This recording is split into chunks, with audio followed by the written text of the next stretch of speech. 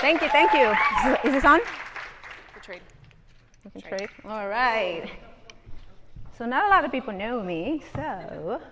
Judy, excuse me, guys. That's the better mic, the one that Rachel had. Oh, sorry, guys. That was off. There we go. Thank you. Good morning. Morning. So happy to be here and thank you guys for supporting the Keto Orlando Summit, now known as Champions of Health, and which I think is a great change. Why? Because I've changed. Who's changed? Disclaimer before we get started. I have a confession to make. I'm not keto. No tomatoes? No tomatoes. No hate? No hate. Wonderful. So we can get started, because that's how I got started with keto. Keto changed my life. It really did. I'm your forever, I hate to stereotype, but I am your forever Latina in the forever search of the thinnest version of myself. Always chasing skinny.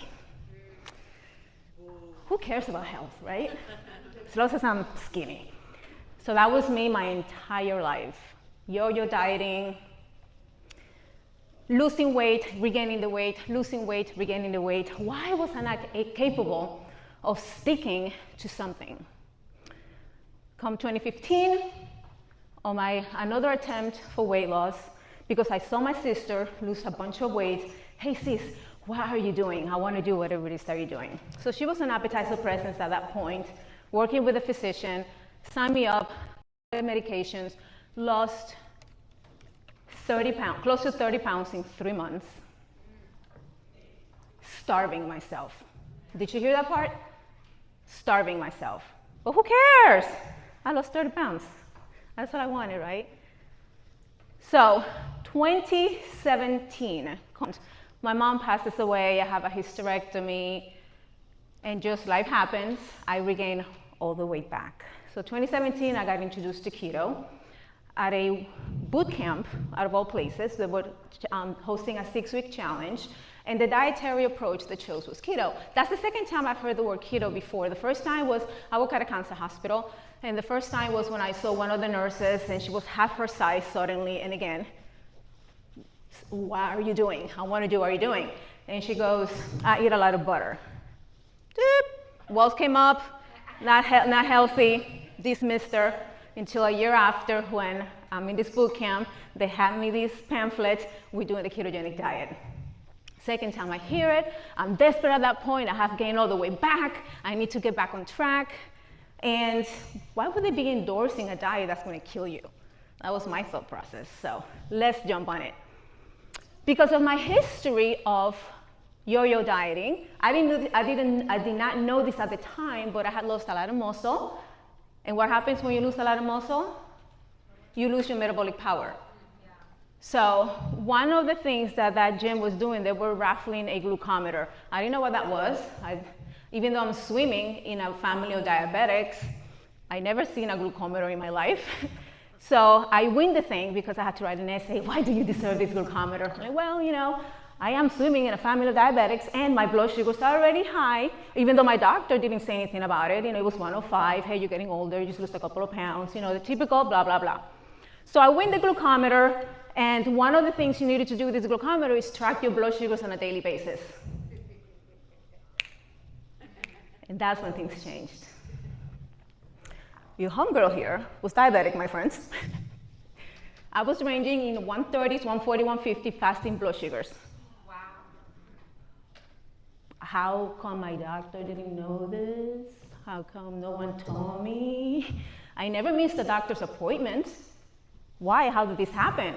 Well, you know, hey, one glucose test a year, a number that fluctuates by the minute. If you check my glucose now, it's probably super high because I'm so nervous by being in front of you all. You know, so actually let me check. 128, there you go. So the whole experience was, there's something wrong. How come this happens? How come you become diabetic? No one tells you, no one warns you. You go to the doctors, hey, I'm already out of range, no big deal, no questioning about what is your lifestyle like, what is your family history. You know what, let's run an A1C, at least. I understand insulin because that's not part of any guidelines, so that was not surprising.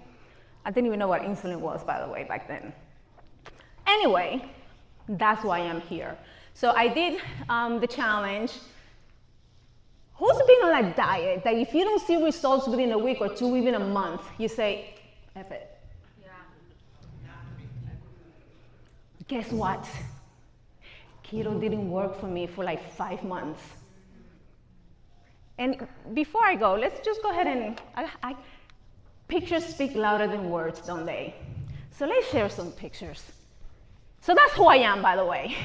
So because of that, I became really passionate about nutrition. I got certified as a nutrition coach. I'm accredited as a metabolic health practitioner, and I just love this. Even though I'm no longer practice keto, and I will tell you why. That's what I'm talking about. But I want to share how I am very much still an advocate and preach it and teach it. How do I play this video? I wasn't pregnant there, by the way. My oldest was 5 years old already. So that's just inflammation. Okay, so let's just hit play.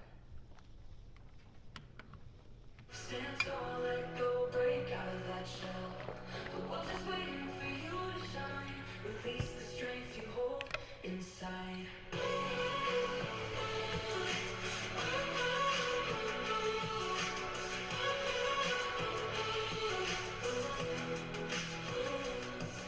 Every scar tells a story of strength. Every stumble brings you closer to length. The road may twist, but you're on your way. Feel the fire that lights your day. Be the best version of yourself. Stand tall, let go, break out of that shell. The world is waiting for you to shine.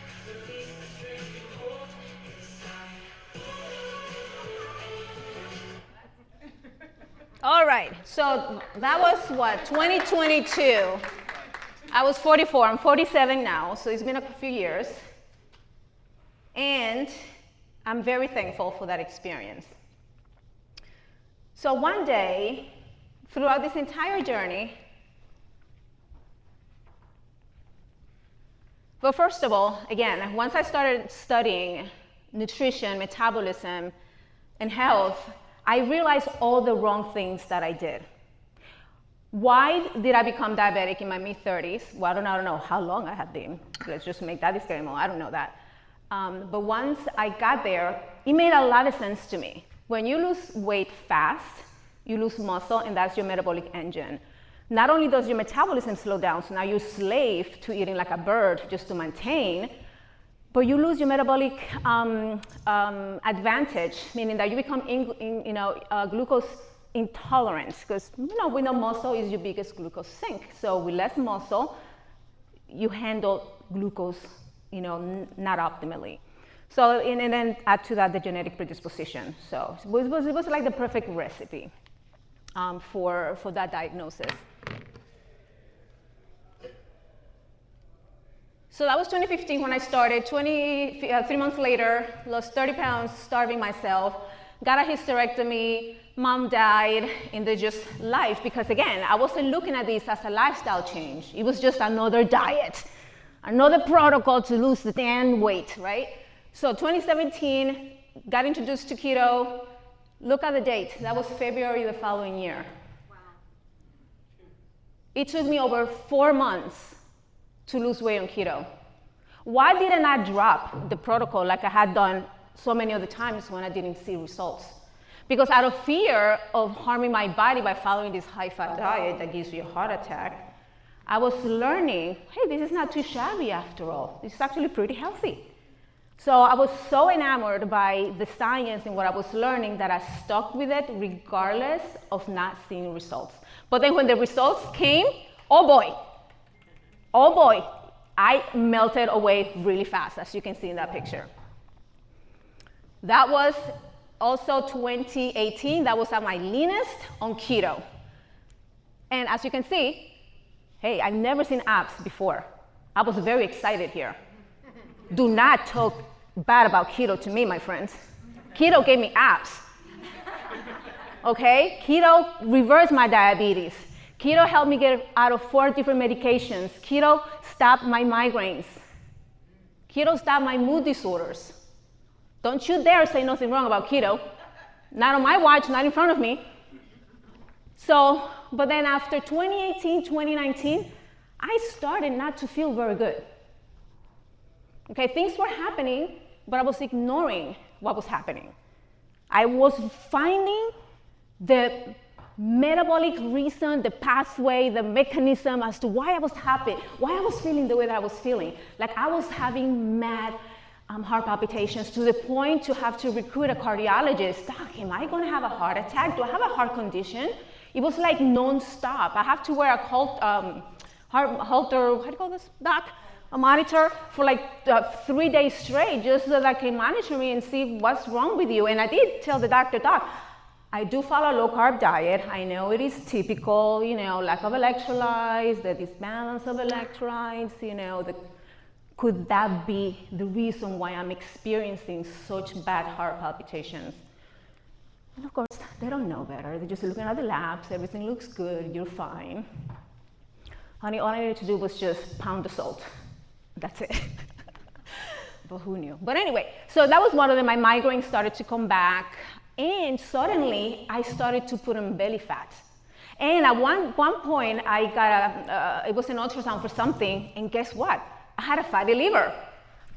How do you get a fatty liver on keto? You know, it's like, do I blame keto for that? Did keto do this?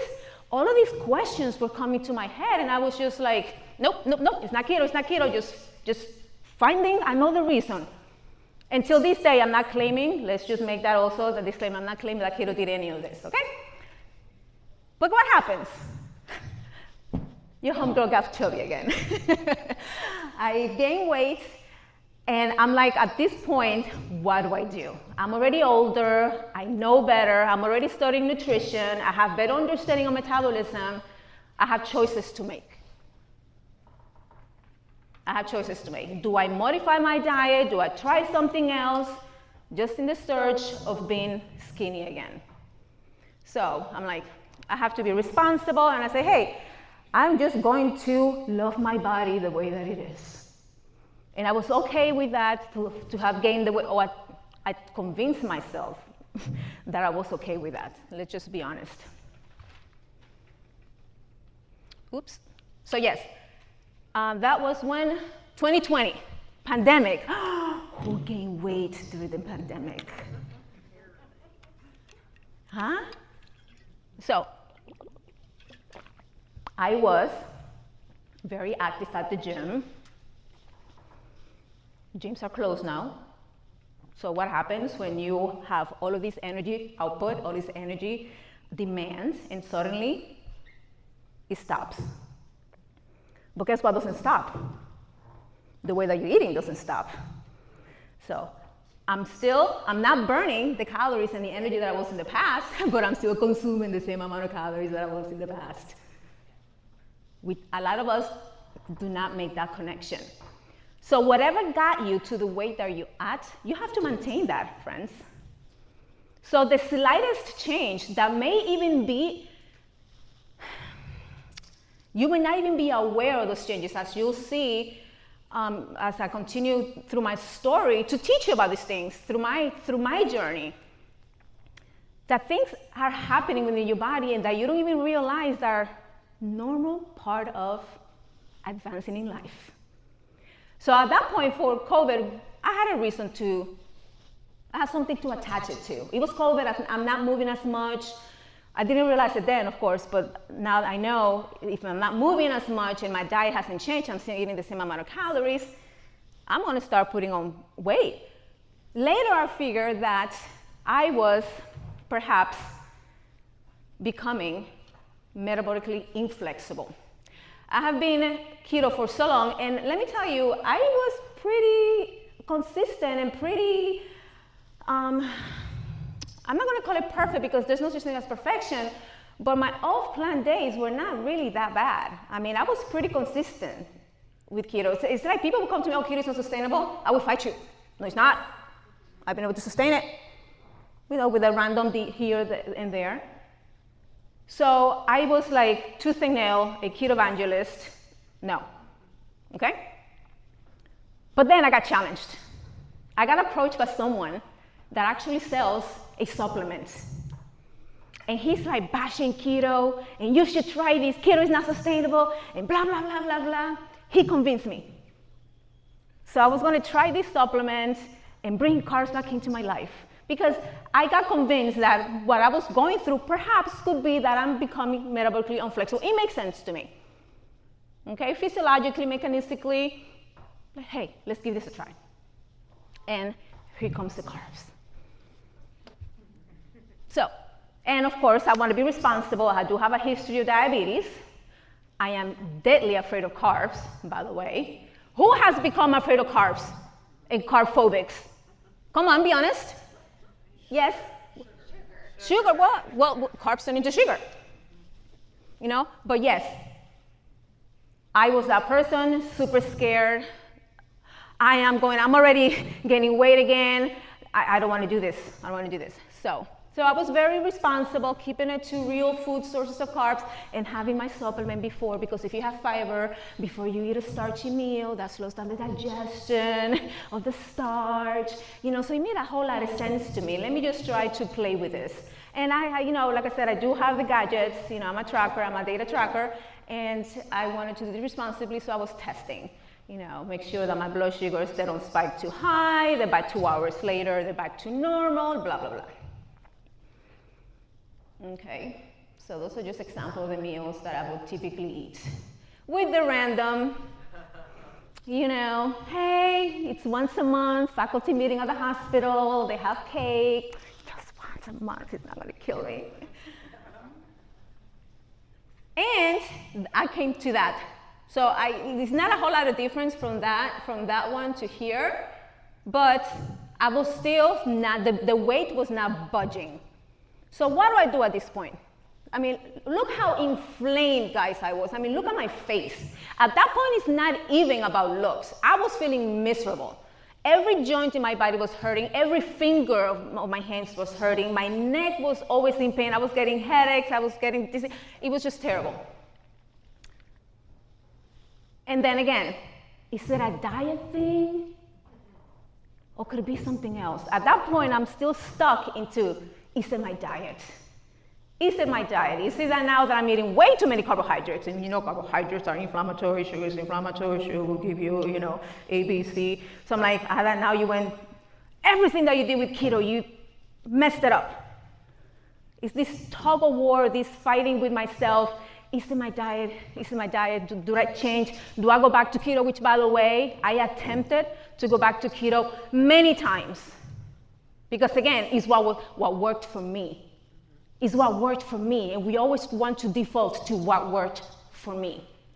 And guess what? Every attempt to go back became harder and harder. Some people call that carb addiction, right?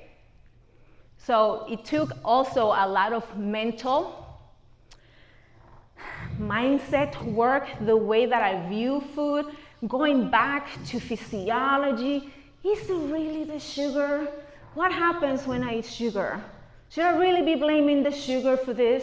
Because I am finally at a place where I enjoy the way that I eat.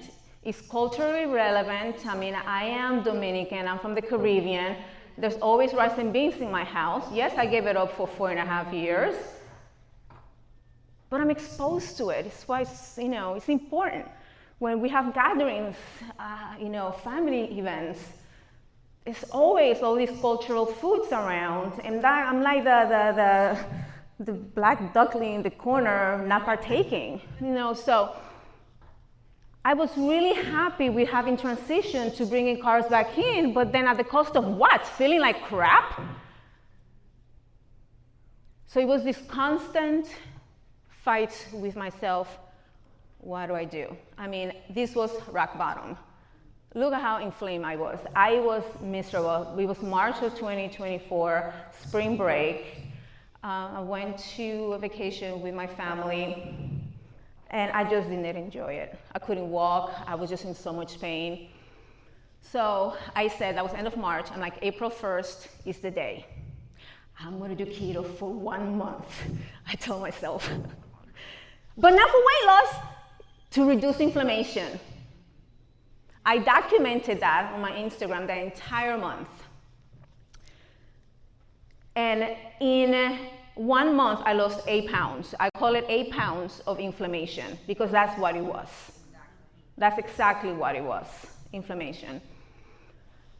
So that was, and I'm like, okay, I'm going to change a bunch of things. I hire an online nutrition coach. I hire an online personal trainer. I hire an in-person personal trainer at my local gym. And then I told my functional medicine physician, check me out, man, something's wrong with me. And I know it has to be beyond the diet. It has to be beyond the food, because with my understanding of physiology, how the body works and metabolism, I cannot blame it all on the carbs. Guess what? I'm no spring chicken. I was going through perimenopause. My testosterone was on the floor. No stamina, no energy. How can I even fathom going to the gym when I'm like dragging myself? All those aches and pains, my joint pain, all those tendinitis that came from nowhere, I mean literally nowhere, am I going to blame the carbs for that? Isn't the lack of estrogen causing all of these joint aches and pains? So in addition to getting all of this team, because it took a team, it takes a village, I needed people to help me because I didn't have the mental capacity to even think straight. So the first thing that I did that moved the needle was testosterone. Who's done testosterone here? Magical hormone, yay! It brought my mojo back. It's like I went to the gym right away. Like within days, I felt the change. So with more energy, guess what I started doing? I started naturally moving more. So when you start to move more, what happens? You burn more energy. And when you burn more energy, what's happening? Hopefully, if you've done the metabolic work, which I know all of y'all have done because you're here, you've done all that needs to be done to fix your metabolism to now become a more efficient utilizer of energy. Fat energy, glucose energy. It's all energy. Okay? It's energy. But because we were inflexible, like I was in 2015 as a diabetic, I had to do the metabolic work, and kudos for keto for helping me reverse that. Because now I can use both fuels equally. Caveat though,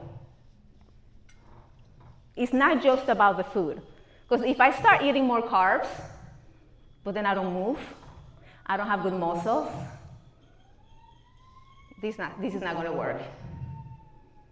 So all of this to say that this is very individualized. I'm not saying everybody needs to transition out of keto. I'm not saying any of that. I'm saying it's all individual. If you are a person that is unwilling, unable to, for whatever reason, you don't need to excuse yourself. But if you're not willing to move more, and not just cardio, even though to me, in terms of metabolic flexibility, the big hitter is NEAT, non-exercise activity thermogenesis. Just don't be sedentary. Okay? That goes a really long way to help you with your metabolic flexibility. So if you're not willing to move more, stay keto. And you like it, and you can sustain it without creating bad relationship with food and creating disordered eating and the guilt and shame every time you go off plan. If none of that is happening, you may be a good candidate. But if not, keep doing what you're doing. Hey, we do what works for us, right? Thing is, sometimes we feel that it works until it doesn't. And understanding that difference and why and understanding then how to pivot. And pivoting doesn't mean, a full blown. It could be just a little twist. A little here. Oh, maybe this. Right? Doesn't have to be this whole drastic, from super low carb to now eating 300 grams of carbs a day. It does not have to be that way. In fact, you see, I'm like rambling and not even paying attention to my thing here. So this is so, who has ever worked with a functional medicine doctor? So you can imagine the amount of money I spent on supplements. Yeah? Yes. So tons of supplements, which I'm thankful for, because I think in addition to doing that one cycle of keto plus the supplements, it really helped me remove a lot of inflammation. So, and we know inflammation is a huge roadblock for fat loss. So if you have a lot of fat to lose and the needle is not moving, make sure that the inflammation is in check, because that could be a roadblock for fat loss. So all of the supplements, I got on testosterone. I did the pellets to begin with, do not recommend. Okay, don't recommend the pellets to begin with, even though it's really going to be the fastest results, but then the results cannot be adjusted if it's not the right dose. I learned that the hard way. Okay, so, and then I was doing holistic things like castor oil packs, and I was dialing in things that really help and move the needle, like sleeping, like if it was my business and like if I was getting paid for it.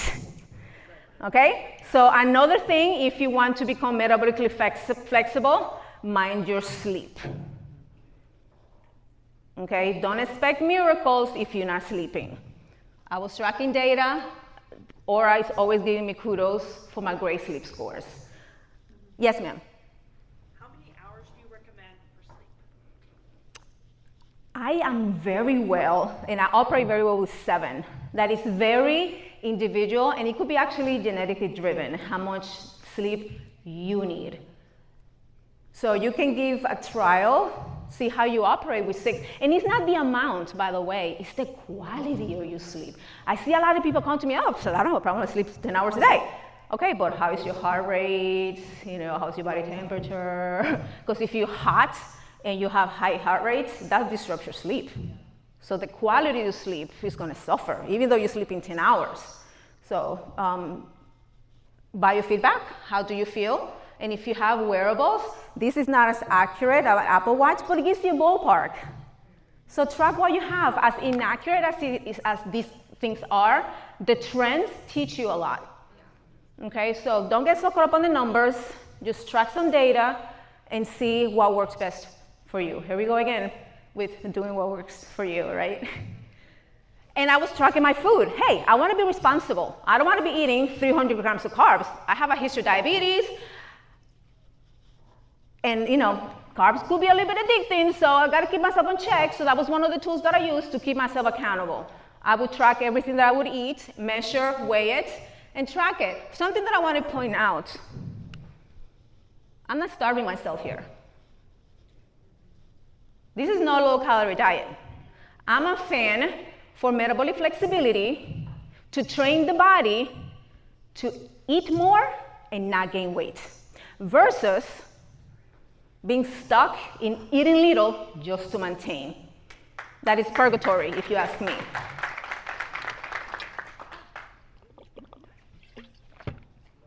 And again, tracking all the biomarkers of my blood pressure and things like that.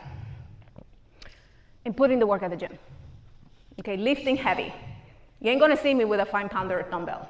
Okay, I'm not striving to be a bodybuilder. I'm 47, I like my time off, I don't wanna be slaves to the gym. But when I'm at the gym, I don't play. I'm there for 35 minutes, 45 minutes, do my thing, and get out. Okay? Before, on another note, for my females here, gotta take into account where are you in your life. If you're midlife, stop doing boot camps. At least so often, because it's beneficial to do HIIT training. I was doing HIIT training 5 days a week. That was my thing. It fed the ego, the huffing and puffing, it was not serving me well. Hello, belly fat. The moment I switched from boot camps to lifting heavy and having long rest periods in between, even though it would kill me. I'm a Gemini. I go, go, go, go, go. I get bored really quickly. So it's like 60 seconds, okay. It worked really well. Like I could see the change right away. Just from that alone, switching the way that I work out, okay? Again, but this is for my midlife females in your 30s. Do your boot camps. And of course, I want to be responsible. I'm monitoring my blood sugars. I've been wearing a CGM for 5 years. I already know. If there's something I want you guys to keep and take away from this, is this. Non-exercise activity thermogenesis. You can go to the gym 7 days a week and still be a very sedentary person. I'd rather you go to the gym only twice and limit the amount of time you spend sitting. Oof, I just got chills. Because it works so well, it works so well. Move more. You're sending the body the message, this lady needs energy. So you're gonna mobilize more energy. You're gonna utilize energy, because what's body fat? It's stored energy for that rainy day. Yes, ma'am. Can I still do the sit-down bike at the gym? Yes, ma'am. As long as at home, you're always moving. I always joke around, like the only time you'll see me sitting at home is after dinner. Like I work from home, but have a standing desk. At this point, it actually bothers me to be sitting. Like my bum just doesn't feel right. It's like move, get up. So once it becomes a habit, it's a game changer. And actually, let me give you a quick story. So I went on vacation last month, girls trip, oh my gosh. If you're married, you must do girls trip more regularly. Side note. Oh my gosh. When we go on vacation, I went to the island, it was an all-inclusive, You're already thinking you're gonna come back with like at least 5 pounds over because you're eating so much and whatever. Not me. I moved so much while I was there. A lot of walking, tons of dancing. Please bring dancing to your life. It's so joyful. It fits the soul. I did so much dancing. Oh my God, I was averaging like 30,000 steps a day. It's like insane.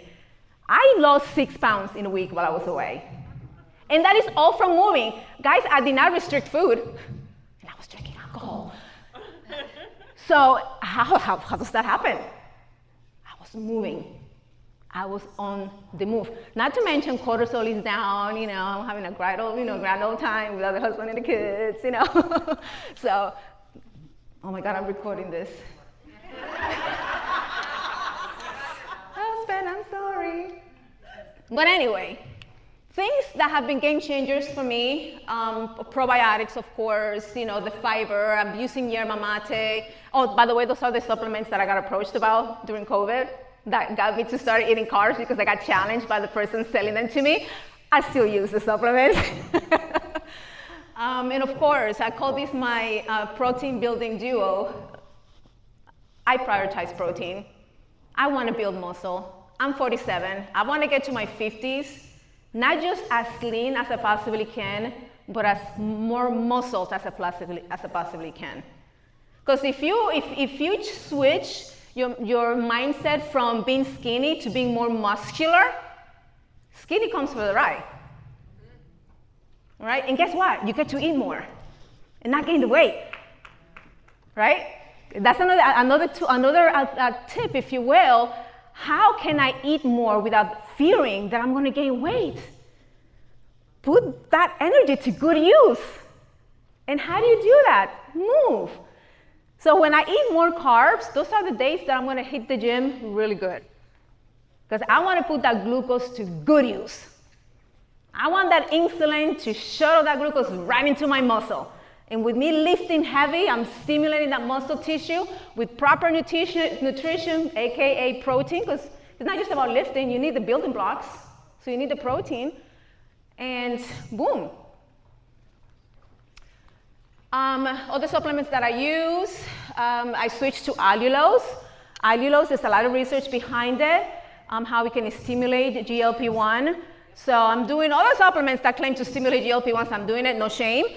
Okay, understanding that they're not going to, replace the injections. The injections are created to last a whole week. These supplements, I mean, first of all, we stimulate GLP-1s just by the act of eating, but it's very short-lived.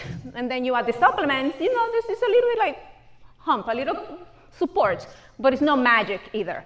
Okay, but if you claim it, I'm doing it. No shame. So anyway, I switched to allulose, and of course, because I do have the history of inflammation, I do have an autoimmune condition, it's a connective tissue disorder, so because I know that I have gut issues, I have to keep my inflammation down, so omega-3s are super, super important for inflammation. And again, probiotics, berberine. I have dabbled with berberine in the past, on and off, but not consistently enough until I started this protocol April last year. And I attribute these supplements, and you'll see the change, the before and after pictures, to the results that I've gotten since April of 2024. First, it started with keto by lowering inflammation, and then supporting my body with hormones and supplementation and dialing in my lifestyle. Bam, 2025. In a year or so. Okay? Yeah, I deserve that. I put the work in. I put the work in. So 41 years old keto, 47 years old carbs. Is keto the only way? Maybe for you. Bringing carbs back in. Once I understood how to utilize them, how to eat them responsibly, I was able to transition and support my body and its needs at this stage of my life. I'm not saying, had I tried to do this when I first started in 2015, that may not have worked. Okay? So, newsflash, all low-calorie diets are low-insulin diets. Why do I bother saying that? Because our low carbers, it's all about keeping insulin low, because it's the only way to lose fat. Okay? And I didn't say this. Guess who said it? Our hero, Dr. Ben Bigman, said this. When he said that at a conference, I was like, validation. Yes.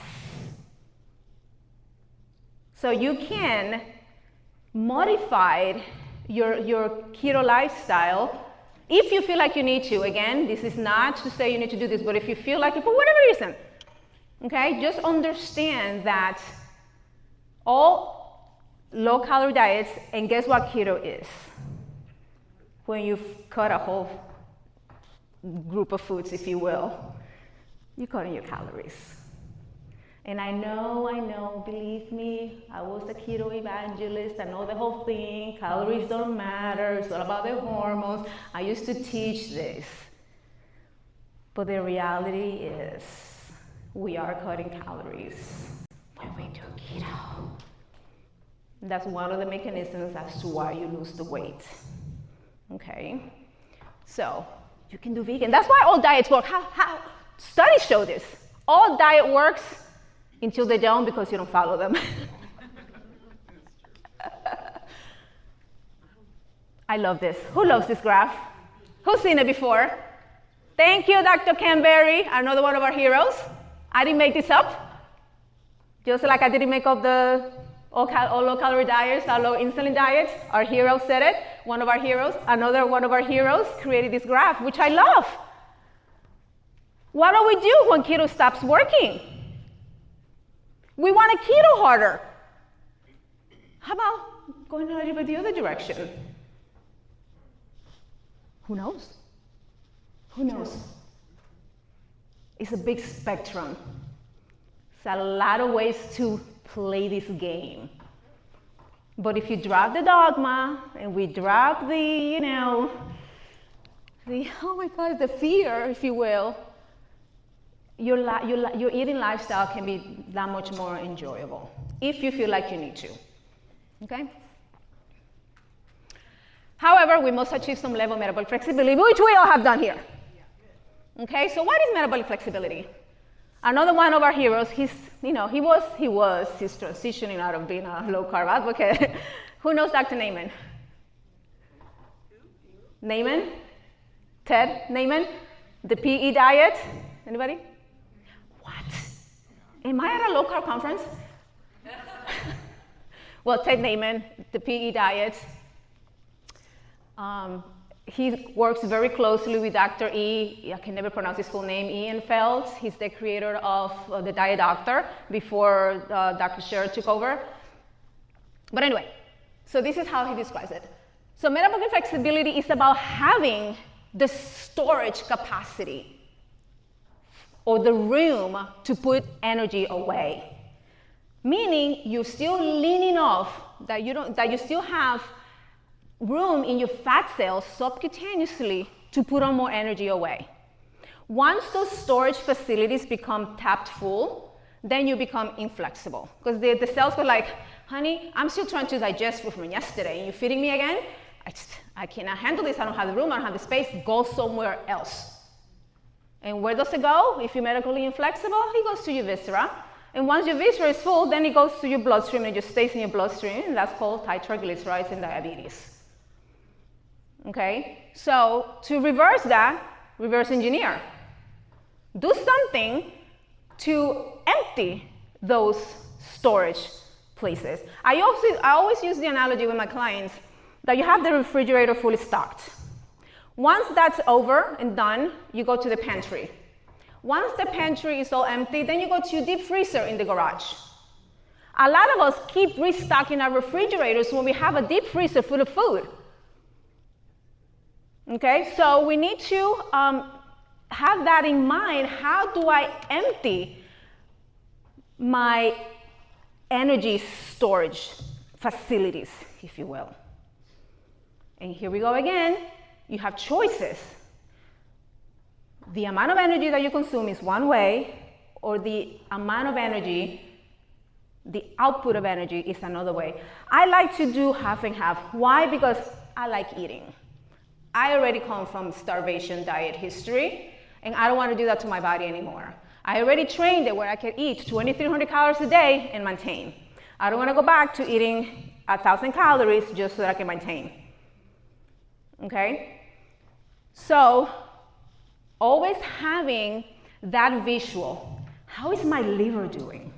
Is my liver tapped off? How are my muscles doing? Are my glycogen stores tapped off? If I feel like they are because I've been overeating, I went on vacation and I was pretty sedentary, that is not a good carb up day. That is not a good day for me to eat carbs. That wouldn't be responsible. I have plenty of energy in my liver, I've got plenty of energy in my muscles, not to mention whatever is floating already around in the bloodstream. I don't really need to eat that much. So I can keep the carbs down, maybe do a little bit of fasting, and understanding that physiology will help you navigate the energy that you need and the form of energy that's going to be best for you at the moment in time. Because remember, carbs is fast fuel. Why would you need fast fuel? If you're running, if you're working out, if you need really good mental capacity, something that's going to give you the energy, something that's going to keep you because you're nervous and blah, blah, blah. But if you're going to be sedentary, if you don't move because you have injuries, or for whatever reason, it's just a very sedentary day, you don't need fast energy. You can keep the carbs down that day and do a little bit higher fat, okay? But having this understanding of how the body utilizes energy, the demand of it, how the triggers that make those fat cells say, release the fatty acids from the fat cells because homegirl needs to do A, Y, and Z, versus, today's a good fasting day. But anyway, I'm digressing, I think. Any questions about that? I think we're good. So enter keto. So that's how, and I actually I put most of my clients, I want to say 95% of them, through a phase of keto. 3 months. Some people need longer to reverse their metabolic dysfunction. And I have to take into consideration again, can you sustain this? Do you see yourself doing this? Can we modify it in a way that you can still get ketones and the benefits of keto, of ketones, because ketones are magical molecules.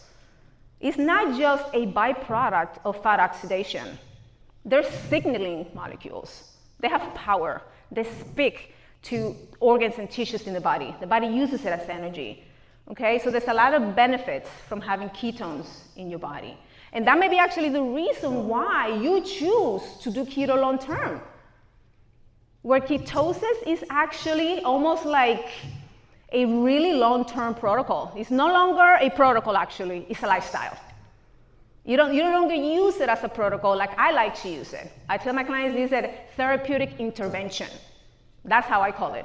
I call keto an intervention, therapeutic intervention. Now, for those people that have cognitive impairments, neurological disorders, mental health disorders, severe gut issues, where high ketones are really going to be powerful, you did not come to this talk. Okay, we are low carbers here. I'm going to skip through this. You know the benefits of low carb diets. The only caution is, if you can become insulin intolerant if you do it for too long, because the body just loves running on fuel that it kind of forgets, that those enzymatic processes downregulate. So now any little bit of carbohydrates, the body goes like, whoa, girlfriend, I was not ready for that. And then you feel really crappy, and then you go like, you see, that's why I don't need carbs. They make me feel crappy. But that's because you downregulated the processes to utilize that type of fuel. So cycling in and out of ketosis is really beneficial. Eat carb responsibly, keep them real food sources. And always keep an inventory, like I said, of your glycogen stores. If you know you maxed out on your glycogen stores, you don't need more carbs. Use those first. Keep higher carbs in your most active days, prioritize protein, blah, blah, blah. Early dinner, don't eat carbs at night, even though some people sleep better with them, but you can play around with that. And fruits is always your dessert, in my opinion. Cycling ketosis, I'm a fan of cycling ketosis. I did it last year for a month. And track data, no dogma. Now, this is a full day of carb eating. I was in ketosis the next day, 0.8. Eating all of that. Yes? So that was greater than 25 grams, or? I mean, I had lasagna, I had bread, I had tangerines. I would say it was, yes. A full day of carbs yesterday, and I am in full-blown ketosis after walking this morning. 1.1 ketosis. All right? For this protocol, I did alternate day fasting. I didn't eat here, I didn't eat here, I didn't eat here. But I still averaged 27,000 calories for the week. I also use a lumen. Who's familiar with the lumen? It tells you if you're in fat burning mode, carb burning mode. So that's another data that I use to validate what I'm saying. So, I wake up in fat burning mode a lot. So I woke up on 0.2. I actually had a protein drink. I went for my walk, came back with a 1.1 ketosis. Okay? Here I woke up in fat burning mode. I had bread. I went for my walk, 0.8 when I came back. This was no food. Oh, actually, I can't remember. I didn't document if I had food or not, but I woke up in fat burn. I went exercise, came back with 0.4. After my walk, 0.8, 0.6. And that's very typical. That's very typical. Okay? Now, look how high my ketones could get eating carbs. This was the fasting protocol that I was doing. 24 hours no food, and my ketones got to 0.8. So it took me 24 hours without food to get to 0.8. When eating carbs, I can get to 0.8. Okay, same here. My ketones, the highest was 0.4 after 24 hours of not eating. I get higher ketones eating carbs. 0.8, 0.9, 0.7, the end. Thank you. I love keto. Do not let this talk be, she's a keto hater. She's an advocate for carbs. Okay? Thank you. What about if you're in ketosis? I've been in ketosis, so you can say I'm still keto.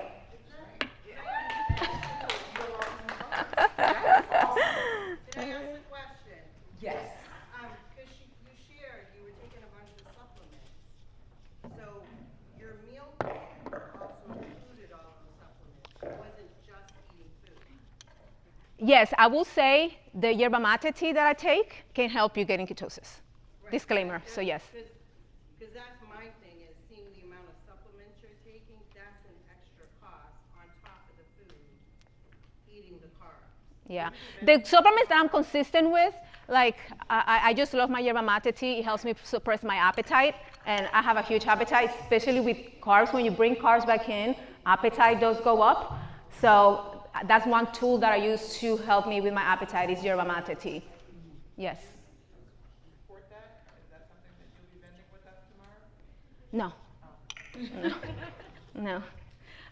But it's something that I use. Berberine also is an insulin-sensitive supplement, so it helps me keep my insulin lower. So if my insulin is lower, what am I going to be burning? I'm going to be burning fat, and therefore ketones is the byproduct of fat burning. So I'm using these supplements to support me. Right, but so you weren't hitting the ketosis strictly by what you were eating. Oh, I just show an example. of. But are you taking the supplements on top of the I'm pretty consistent with some of the supplements. I'm very consistent with berberine. I'm very consistent with my yerba mate tea. I'm very consistent with my protein. That's it, I just wanted clarification. So it wasn't strictly food you're using. Oh, yes. Yes, my friend. And hormones. Yes. And I mean, as we're getting into this stage in life, you know, we need the hormones, the supplements, and it's a lot of it is natural and herbal, right? Like, And you can be in perimenopause in your 30s. So a lot of this weight gain that I started experiencing can happen. Okay, so you want to see what it looks like. 30s perimenopause. Just one. So looking back, I'm gonna say I started hitting perimenopause around 44. Y'all give it up for Adam. We need Thank you. I'll do this. all right, so that was, first of all, we had an Thank you. amazing